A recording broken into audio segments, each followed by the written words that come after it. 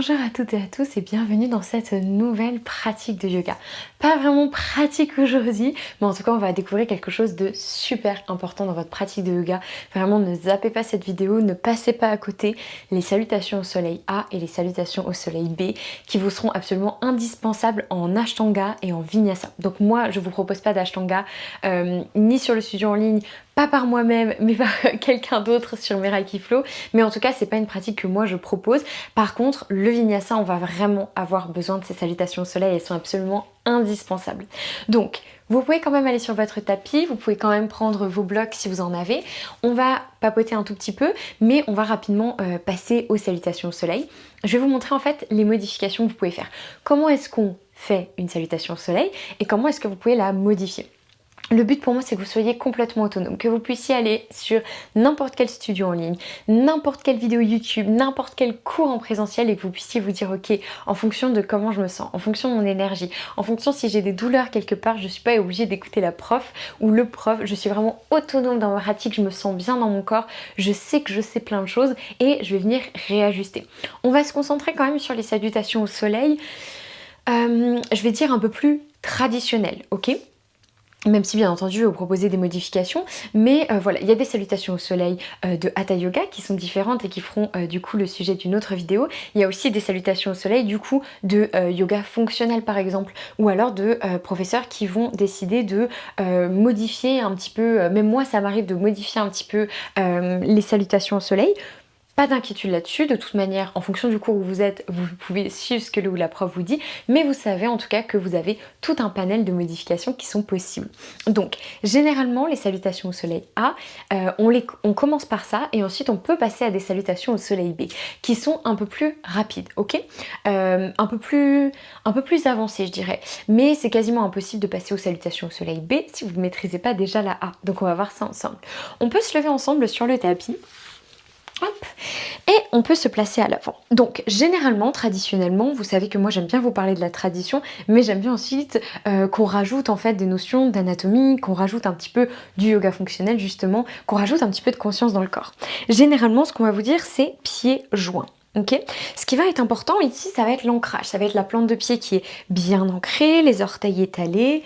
Et je m'ancre complètement, il n'y a pas plus de poids à droite qu'à gauche, je suis bien ancrée complètement au niveau de mes pieds. Ce sera la même chose pour les mains, ok. Cette posture-là va nous permettre du coup de voir un petit peu les postures de base également.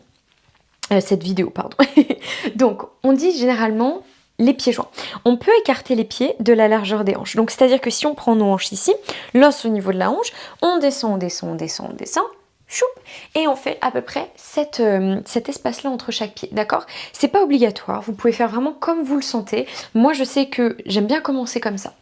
On commence toujours par une posture de la montagne, Tadasana. Donc, on roule les épaules en arrière, pas pour ouvrir le cœur, hop, le dos est relativement neutre, encore une fois c'est pas possible forcément pour tout le monde et c'est même pas forcément recommandé, mais d'avoir cette neutralité absolue au niveau du bas du dos. Ce qu'on veut, c'est pas ouvrir le cœur, mais ce qu'on veut, c'est pas se forcer à être tout petit, tout serré. Ok, ce qu'on veut, c'est tenir une posture qui va être suffisamment naturelle, suffisamment ancrée, comme si vraiment un fil nous tirait du haut de la tête jusqu'au plafond ici. Je me grandis, je m'étire. Donc je roule mes épaules en arrière pour éviter de les avoir simplement vers l'avant. Voilà, ok. Paume des mains tournées vers l'avant, les doigts écartés. Ça c'est ma posture de la montagne, Tadasana. Je commencerai toujours par là. Ok. Et là, rien que dans cette posture, des fois avoir les pieds joints, c'est difficile pour l'équilibre. Donc j'hésite pas à écarter les pieds. Ok. Sur une grande inspiration, je vais venir lever les bras vers le ciel. Je vais venir joindre mes mains ici. Et je lève les bras vers le ciel. Les bras vont s'arrêter à peu près au niveau des oreilles ou juste derrière. Le but ici, c'est pas d'ouvrir le cœur en Vinyasa et en Ashtanga, ok. On rajoute une neutralité du bassin, on ramène le nombril vers la colonne. Dans cette posture, le périnée est engagé, comme si on fermait une fermeture éclair jusqu'au nombril ici. Et je suis grandie, ok. Souvent, on voit des élèves, et je les blâme pas du tout, mais on voit des élèves qui ont envie de faire des trucs un peu incroyables, un peu très très fluides, etc. Mais on oublie du coup les bons ajustements, ce qui peut ne pas être problématique quand on est bien dans son corps, quand on est à l'aise, on a le droit d'avoir un peu l'impression de danser et tout, c'est agréable. Mais en tout cas, on oublie un peu notre alignement. Il faut faire attention justement de pas faire de trop grands gestes comme ça, sans s'engager et sans rester un petit peu dans la salutation au soleil telle qu'elle est. Parce qu'il y a des raisons quand même pour lesquelles elles sont comme ça, que ce soit pour notre corps, pour notre dos. Après, je dis pas quand vous êtes un peu plus souple, quand vous êtes un peu plus échauffé, si vous avez envie voilà, de rajouter un petit peu ça, n'hésitez pas. Mais on va rester dans notre alignement classique pour l'instant. Donc on lève les bras vers le ciel. Et pareil, on s'étire. On a vraiment cette sensation d'étirement. Sur l'expiration, j'hésite pas à micro-plier les genoux, voire à les plier beaucoup, d'accord? Ça, c'est important. Et je pense également à mettre le poids dans les orteils. Quand sur une expiration, je plie les genoux et je fonds vers le bas dans ma posture de la pince. Ici, ce qui va jouer, c'est vraiment le poids plus au niveau des orteils, pas vers l'arrière comme ça. Donc là, j'aide mon bas du dos à s'étirer un peu plus et je plie les genoux, d'accord? Donc je suis pas là, voilà. Moi si vraiment, allez, on va aller jusqu'ici. Si je plie pas du tout mes genoux, que je les bloque complètement vers l'arrière et que je mets mon poids dans les talons, je suis ici. Ok, c'est pas le but. On micro-plie les genoux et on bascule le poids en avant. On arrive dans notre posture de la pince, ça c'est sur une expiration. Sur une inspiration, le but, c'est de réussir à trouver un dos droit et de regarder, non pas vraiment vers l'avant, on casse pas la nuque ici, enfin on la casse pas de toute manière, mais en tout cas on essaie de regarder plutôt vers l'avant et vers le bas pour avoir vraiment cette neutralité. Ce qui est important ici, donc il y a des élèves qui arrivent très bien à mettre le bout des doigts sur le tapis, ça c'est cool. Le bout des doigts sur les chevilles, ça c'est cool. Le bout des doigts sur les mollets, ça c'est cool. Le but encore une fois, nombril vers la colonne et j'ai un dos droit ici. Je sens un bel étirement de l'arrière des jambes, j'inspire. J'expire, à nouveau poids dans les orteils, je relâche dans ma pince. Sur l'inspiration, je place mes mains à plat dans le tapis, donc je peux vraiment bien plier mes genoux. Je vais venir amener un pied loin vers l'arrière, puis le deuxième. Généralement, c'est pied droit, pied gauche. Hop, on commence souvent par le pied droit. Ok, ensuite je me retrouve dans la posture de la planche. Donc là, plusieurs options vont s'offrir à moi pour ce qu'on appelle plus communément le vinyasa. Généralement, quand un prof va vous dire on arrive en planche, vinyasa. Ça veut dire qu'en fait, il va vous laisser l'option de faire votre vinyasa comme vous l'entendez, d'accord? Donc c'est cette partie-là de la salutation au soleil. Donc il y en a plusieurs, on va les voir ensemble. Encore une fois, on va pas partir sur le yoga fonctionnel, j'ai pas envie de vous embêter avec ça. Donc déjà, quand j'arrive dans ma posture de la planche, même avant que la professeure le dise, je peux poser les genoux sur le tapis, d'accord? Je suis pas obligée, je peux rester en planche si je le souhaite, ou je peux poser les genoux sur le tapis. Ce qui se passe ici, j'ai les mains généralement écartées à peu près de la largeur des épaules, d'accord? Donc pas largeur du tapis, pas tout rapproché, tout fermé, parce que sinon sur la descente c'est très désagréable. On est à peu près largeur des épaules.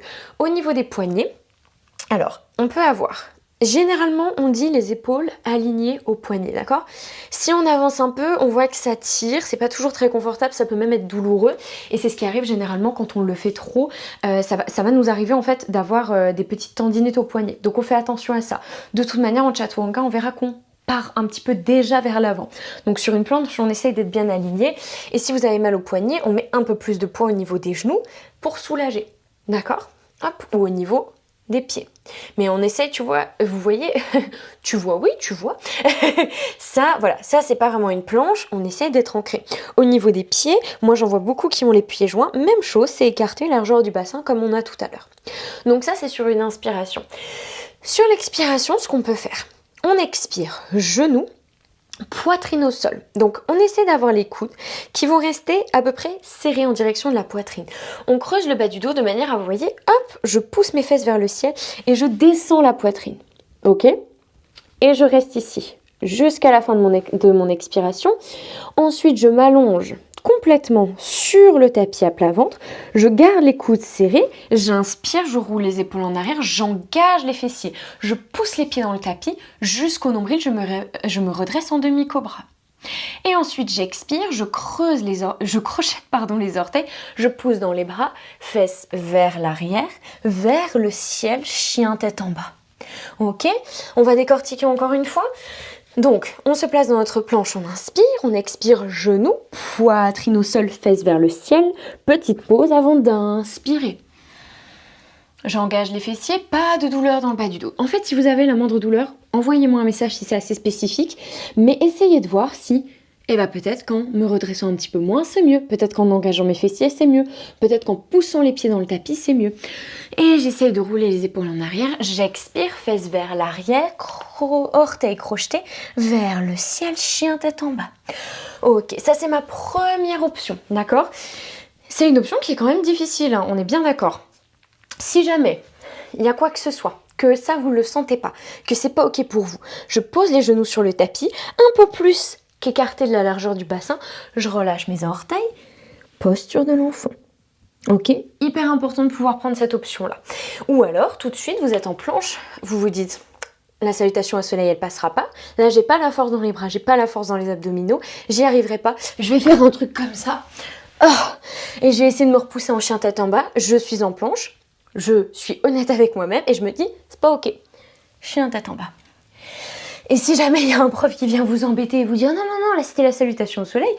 Non, si on ne se sent pas capable de faire correctement les choses, de prendre soin de soi, de prendre soin de son corps, on ne le fait pas. Il n'y a personne qui doit vous pousser et vous obliger à faire quoi que ce soit.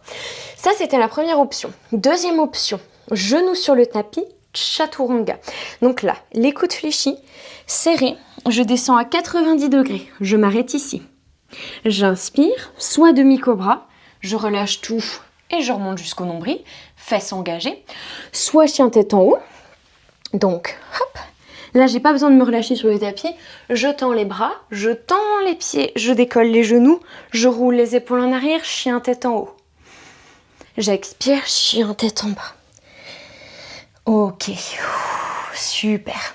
Dernière option ici, donc encore une fois, on ajuste, on s'écoute. On peut prendre posture de l'enfant, on peut aller tout de suite en chien tête en bas, genoux, poitrine au sol avec les fesses vers le ciel, mon demi-cobra avant le chien tête en bas, ou alors je passe en chaturanga comme je viens de le faire là, donc c'est une pompe en fait sur les genoux, une pompe où je descends à 90 degrés avant de me redresser en chien tête en haut ou en demi-cobra. Ok, la dernière option c'est le chaturanga complet. Le chaturanga complet, il y a... Je pense que je vous ferai une vidéo là-dessus, sur ce sujet. Vous pouvez en trouver une sur le studio en ligne. Le chaturanga, quand il n'est pas maîtrisé, on peut se faire mal. On peut se faire mal aux poignets, on peut se faire mal aux coudes, on peut se faire mal aux épaules.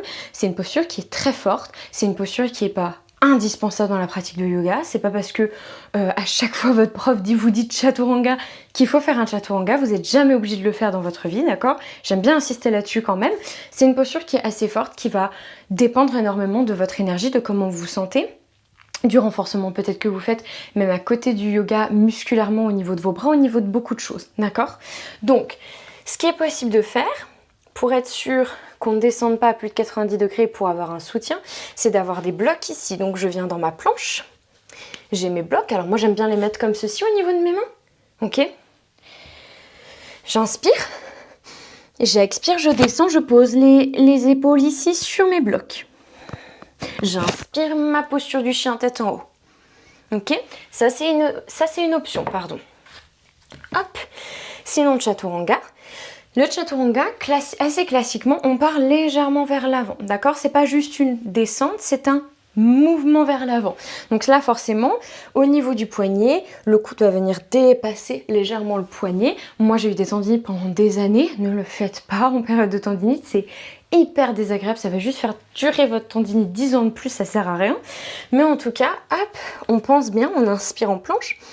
Et là, je pousse dans mes orteils. Vous voyez, hop, je m'amène un peu vers l'avant. Je descends 90 degrés. J'inspire. Je tends les jambes, je tends les bras, je roule les épaules en arrière, j'engage les fessiers et je pousse vraiment la poitrine vers l'avant. Je regarde devant moi. J'expire, je crochette un orteil puis l'autre, fesses vers le ciel, chien tête en bas. On fait bien attention à ça. Moi avant, pendant des années, je faisais ça avec mes orteils, une espèce de rouler comme ça sur le côté. C'est très désagréable, ça fait très mal aux chevilles sur le long terme. Encore une fois, c'est des petits trucs, des fois, on se dit « Ouais, mais ça me fait pas mal, ça me dérange pas, je préfère faire comme ça, au moins les deux pieds sont en même temps. » Puis finalement, c'est là-dessus qu'on se blesse. Quand on arrive, du coup, en chien tête en bas, hop, le but, c'est pas de poser les talons dans le tapis. Ok, c'est pas le but d'une vie. On étale bien au niveau des orteils, on étale bien les pieds. Les pieds sont donc écartés, largeur du bassin, comme tout à l'heure. Les mains à peu près écartées, largeur des épaules. Ce qui est important, c'est vraiment d'écarter les doigts, de pouvoir pousser dans le bout des doigts, pousser dans la paume de main. Au niveau du dos, alors, je vais venir plier les genoux ici, de manière à pouvoir pousser les fesses vers le ciel, d'accord? J'ai vraiment ce... Choup, fesses vers le ciel. Je roule mes épaules en arrière. Ma tête est à peu près entre mes bras, mes oreilles entre mes bras ici. Et je veux un dos droit. Je veux vraiment qu'au niveau des zones de mes fessiers, j'ai un fil qui m'entraîne vers le plafond ici. Je suis bien vers le ciel, vers le ciel, vers le ciel. J'essaie pas de pousser la poitrine vers le tapis. Hop, je reste ancrée au niveau de mes côtes. Je ramène mes côtes à l'intérieur, je grandis mon dos, j'étire. Et ensuite, je vois si je peux étirer mes talons, étirer plutôt l'arrière de mes jambes en poussant un talon puis l'autre vers le tapis. Ça, c'est généralement un petit étirement qu'on va vous demander. Et voilà, moi généralement mes pieds ils touchent rarement le tapis. Ça sert à rien que je sois là pour qu'ils touchent. Ça sert à rien que je force dans mes pieds et que je force dans l'arrière de mes jambes. J'ai très peu de souplesse dans l'arrière de mes jambes, donc je m'écoute. Ça, c'est ma salutation au soleil A. Sur l'inspiration ici, je regarde entre mes mains. Je vais venir ramener un genou à la poitrine, d'accord? Et pousser les épaules vers l'avant, venant sur les orteils ici de mon pied gauche, de mon pied arrière. Puis j'essaye de placer le pied entre les mains, d'accord? Si ça c'est trop pour moi, je peux absolument prendre des blocs sous mes mains. Il y a des gens qui y arrivent comme ça, qui y arrivent comme des pros. Il y a des gens qui ont besoin de ce mouvement genou-poitrine et épaules vers l'avant, pieds entre les blocs, d'accord? Ou entre les mains. Et il y a des gens pour qui même ça va être trop difficile. Donc je roule, genou, poitrine, je viens vers l'avant, le plus vers l'avant possible. Et ensuite je peux m'aider tranquillement de ma main pour ramener mon pied vers l'avant. Je pousse dans la jambe, je ramène le pied gauche, j'expire dans ma pince, genou plié, poids dans les orteils. J'inspire, je déroule, vertèbre par vertèbre vers le ciel. Je vais vers le ciel, pas vers l'arrière. Et j'expire, main en prière au niveau du cœur. Je retrouve mon Tadasana, paume des mains tournées vers l'avant. Ok, super. Alors, on va en faire une ensemble. On trouve notre Tadasana ici. On s'ancre bien. On prend une grande inspire. Une grande expire. J'inspire, bras vers le ciel, mains jointes. J'expire, je relâche dans ma pince. Poids dans les orteils, genoux pliés. J'inspire, je regarde devant moi, dos droit. J'expire dans ma pince. J'inspire, pied droit vers l'arrière, pied gauche, planche. J'expire, genou, poitrine au sol. Ou chaturanga avec genou, ou chaturanga sans genou. Fesses vers le ciel sur le genou, poitrine au sol. J'inspire, demi-cobra ou chien tête en haut. Les genoux sont décollés. J'expire un pied, puis l'autre. Chien tête en bas. Ok, prochaine inspiration, genou droit à la poitrine, je pousse, je roule, je pousse les épaules en avant, je regarde entre mes mains, j'amène le pied droit entre les mains et j'expire ici, le pied gauche suit, je me relâche. J'inspire, je déroule, vertèbre par vertèbre, mon dos, bras vers le ciel. J'expire, main en prière au niveau du cœur, Tadasana. Ok, on va passer aux salutations au soleil B, ça va être un petit peu plus rapide ici. Pour vous expliquer, donc même chose, pieds joints ou écarté largeur bassin, je m'ancre bien sur une grande inspiration, donc je commence, expiration dans ma posture de Tadasana à la montagne, inspiration Utkatasana, ma posture de la chaise,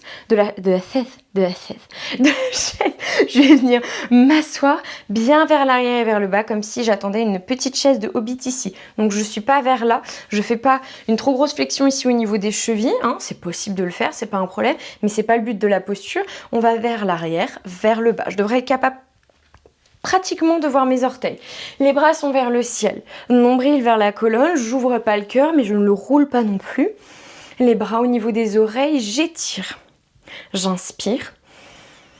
J'expire, je tends les jambes, je relâche en avant. Genoux légèrement fléchis, poids dans les orteils, ma pince. J'inspire, je regarde devant moi, dos droit. J'expire, ma pince. Donc on a cette posture de la chaise Utkatasana juste avant. Voilà, c'est ça qui va changer pour le début.